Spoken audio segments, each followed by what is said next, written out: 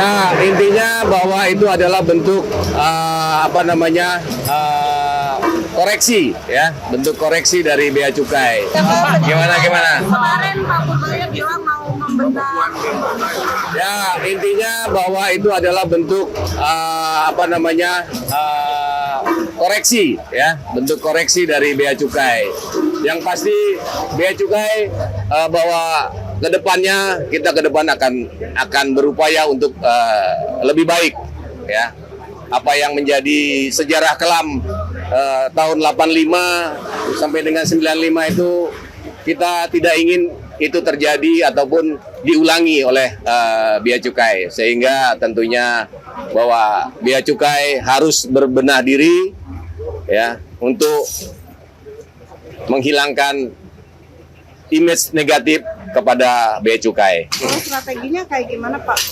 Ya, Seperti apa? ya pastikan mulai dari kultur ya kan, meningkatkan kinerja, terus kemudian meningkatkan pengawasan, apakah itu di pelabuhan, di bandara. Tentunya kita akan memperbaiki semua pelayanan ya, tentunya masyarakat ketika kita melakukan pelayanan kepada masyarakat, ketika ada ketidakpuasan ya sedikit demi sedikit kita akan berupaya untuk memperbaikinya. Sudah ada perbaikan yang dilakukan belum sih Pak? Oh sudah banyak ya. Ya tentunya kita berupaya untuk memanfaatkan teknologi yang saat ini ada, seperti di pelabuhan untuk menghindari under invoice. Kita sudah melakukan upaya untuk mengkonekkan dengan AI gitu. Jadi alat-alat yang kita punya kita kembangkan dengan kemampuan AI sedikit demi sedikit, walaupun belum sempurna tapi kita sudah berupaya untuk mengarah ke sana. Kalau soal pelabuhan Batang sama Sabang kan itu kan jadi arus masuk impor beras direct. Ya, karena kalau di Batam sama di Sabang itu kan itu merupakan free trade zone ya, di mana mempunyai aturan yang tersendiri. Yang perlu kita atur adalah bagaimana barang-barang yang keluar dari Batam maupun Sabang itu bisa terawasi oleh bea cukai. Penindakan seperti ini efektif nggak sih Pak untuk mengejar target Pak Menteri Pak?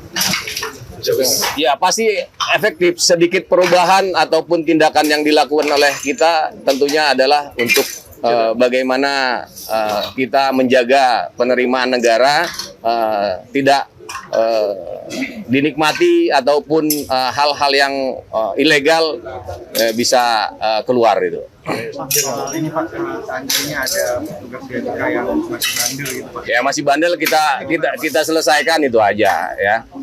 Saat ini sudah berapa banyak Pak yang diselesaikan? Nah ini karena kan kita ada proses ya, ada yang proses sedikit banyak. Saya nggak berapa yang sudah kita tindak, tetapi sudah melalui proses, apakah itu dari kepatuhan internal maupun dari Irjen Kementerian Keuangan. Gitu. Pak JK, Pak Purbaya kan minta waktu 1 tahun ke Presiden untuk berubah cukai. Pak Ya. JK optimis gak dalam waktu 1 tahun? Ya harus optimis itu. Ya kalau kita nggak optimis, ya tahun depan kita selesai semua. Apakah mau bea cukai ataupun pegawai bea cukai dirumahkan dengan makan gaji buta aja itu? Ya tentu tidak akan mau ya dengan keinginan Pak Purbaya untuk memperbaiki bea cukai. Tentunya perlu dukungan dari masyarakat semua ya. Kita memerlukan dukungan dari masyarakat ya. Pak, infonya Kejagung menggeledah bea cukai ya Pak, itu terkait apa ya Pak? Oh, itu kasus lama itu ya, kasus lama masalah sawit dan turunannya itu ya. Lamanya tahun? Ya, tahun 2021 sampai dengan 2024 kalau nggak salah Itu gitu. di bea cukai mana Pak?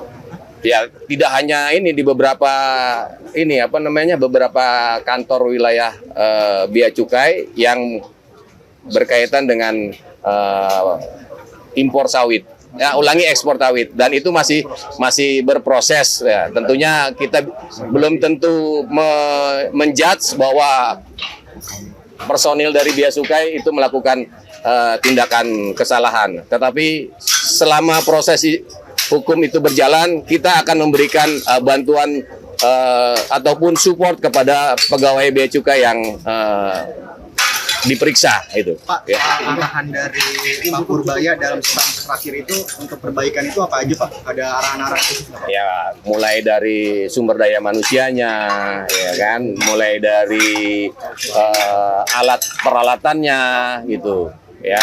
Ya mungkin image di masyarakat bahwa Bea Cukai adalah sarang pungli itu sedikit demi sedikit kita hilangkan, ya. Kami memohon ya dukungan dari masyarakat untuk mendukung bagaimana kita ke depannya menjadi lebih baik. Ya, saya rasa cukup ya. Download Tribun X sekarang. Menghadirkan lokal menjadi Indonesia.